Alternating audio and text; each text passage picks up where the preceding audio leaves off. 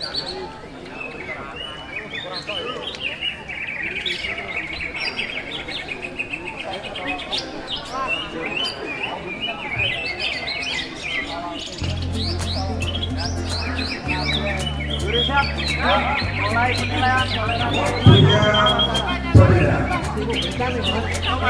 siang para kawan, saya berada di gantangan RGN Pati di Piala Kota Gadul. Kita mereview tentang masih di seputar Kicomania, terutama khususnya nanti saya akan meliput tentang pastinya para kawan jump rope mania. Ikuti terus video-video saya di lokasi ini kawan.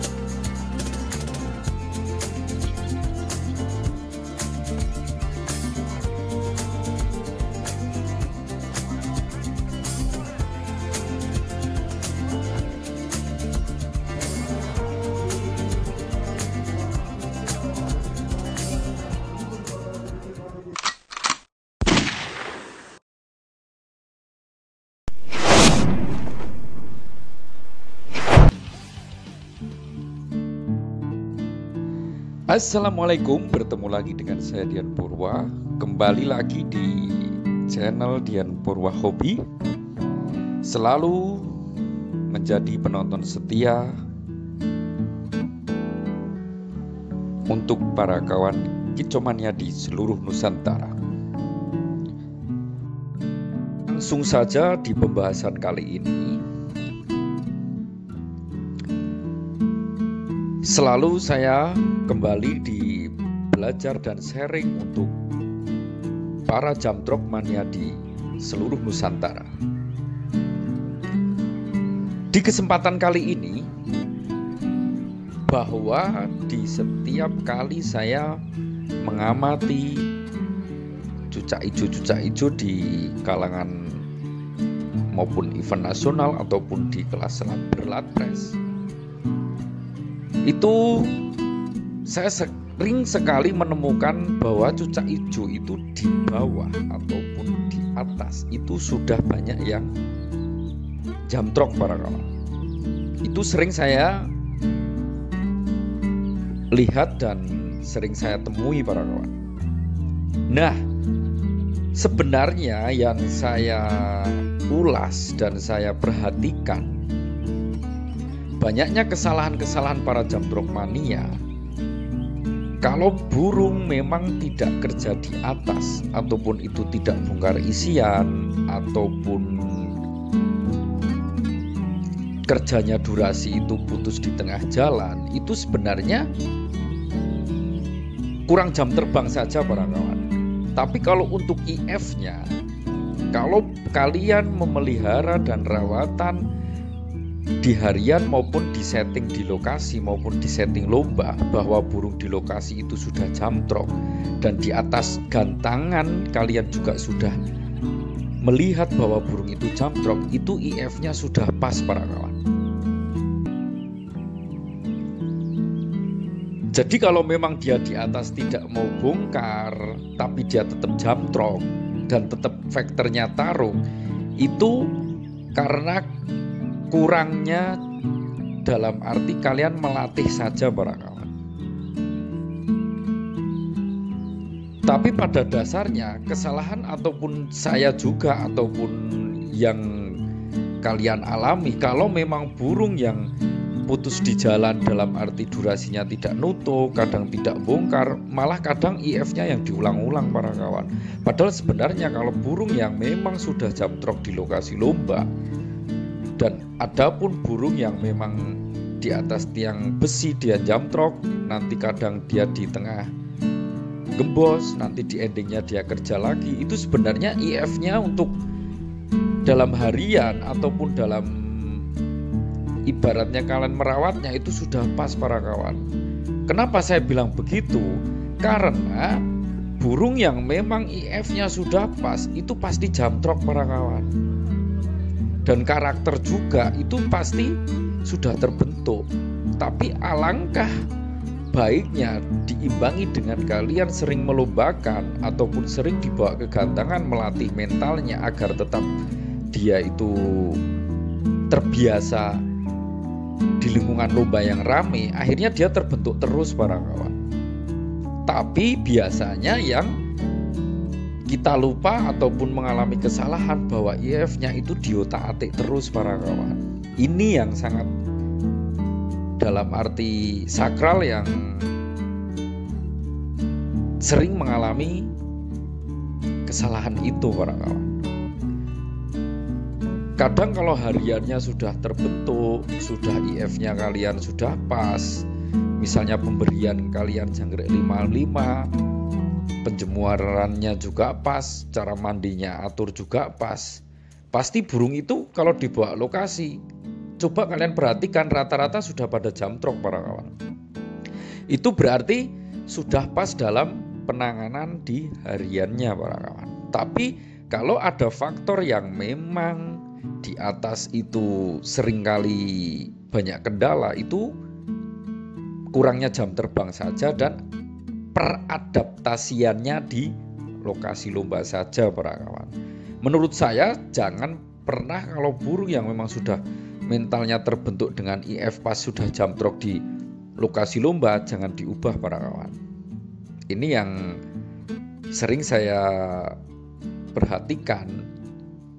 Kalau burung yang mengalami kendala di atas tiang besi itu tidak melakukan dalam arti dibanyakin jam terbang ataupun dibanyakin mental di arena lomba, tapi malah diubah-ubah settingannya para kawan. Ini yang berakibat burung menjadi berubah-ubah tingkat kebirahiannya dan atur emosinya dia sendiri para kawan. Soalnya kalau dalam arti kita sering membawa ke lomba, itu pun burung bahan ataupun burung yang memang ingin kalian latih, alangkah baiknya sering-sering kali dibawa ke lokasi lomba para kawan. Karena untuk melatih mental, melatih dalam arti dia latah dalam faktor tarungnya, itu memang di lokasi lomba para kawan. Yang saya utarakan dan saya berikan ulasan yang di awal tadi, coba kalian perhatikan. Kalau burung kalian sudah mau jump rock di lokasi lomba, IF jangan dirubah-rubah para kawan. Kalau ada pun nanti ada kendala di atas tiang besi, IF tetap saja dan kalian coba lagi diadaptasikan di lokasi lomba lagi para kawan. Ini yang dalam arti bisa kalian terapkan ataupun kalian otak-atik untuk masalah di lokasi lomba saja para kawan. Untuk IF-nya itu nggak usah kalian rubah para kawan. Soalnya kalau kalian rubah, nanti pasti akan dia juga ikut rubah juga para kawan. Soalnya saya sering menemukan dan sering banyaklah dalam arti melihat bahwa banyak sekali yang di lokasi lomba itu sudah pada jump rock para kawan. Tapi rata-rata yang di atas tiang besi banyak kendala-kendala ataupun itu biasanya bukan karena di IF, tapi karena kurangnya jam terbang saja para kawan. Biasanya ada yang dilombakan di sesi pertama dia tidak jalan, nanti dicoba lagi di sesi kedua dia jalan bagus enak, itu ada yang main di sesi pertama enak, IF-nya sudah pas, mentalnya lagi bagus, nanti di sesi kedua mainnya tidak bagus. Ini yang sering terjadi para kawan. Nah, untuk menstabilkannya itu kalian amati dalam arti maunya burung itu di lokasi lomba itu seperti apa. Nah, itu yang kalian jalankan para kawan. Bukan malah di IF-nya harian kalian diotak-atik, tidak para kawan. Kalau memang untuk di set lokasi itu set mendadak, itu juga bisa para kawan. Soalnya untuk menstabilkan cucak hijau itu mengatur kebirahiannya dan emosi waktu di harian saja para kawan. Kalau birahinya dia sudah mentok, yang sudah saya melakukan opsi ataupun survei, rata-rata burung yang stabil itu ada yang gembung melet, ada yang gembung biasa saja, dan ada juga yang gembung sambil jinak ataupun ngeleper para kawan. Dan ada pun juga gembung tapi dia mau ngawinin tangan para kawan. Itu ada para kawan. Burung yang stabil hariannya itu seperti itu. Kalian simak dan coba kalian amati para kawan.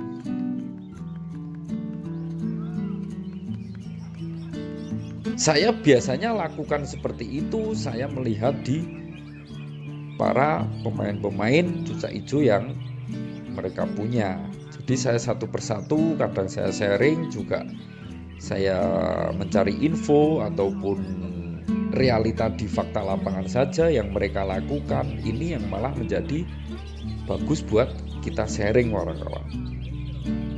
Di sini saya terapkan, di sini saya ungkapkan ulasan-ulasan yang memang benar-benar saya cari tahu di fakta lapangan para kawan, dan di fakta yang nyata saja.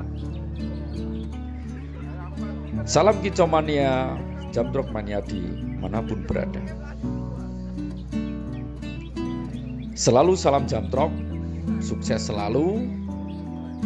Kalian bisa menerapkan ataupun juga bisa pahami secara detail cucak hijau kalian masing-masing. Kembali ke permasalahan tadi yang bisa saya ungkapkan ataupun ulasan.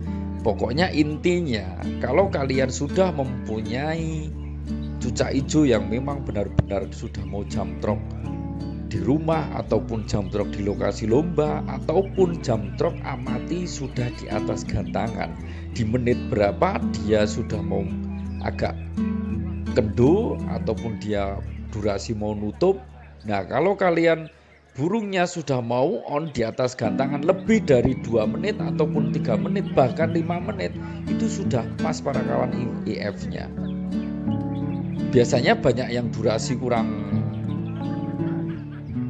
nutup, itu kadang ada yang bikin kanan kirinya oncleng, burung kalian ikut oncleng.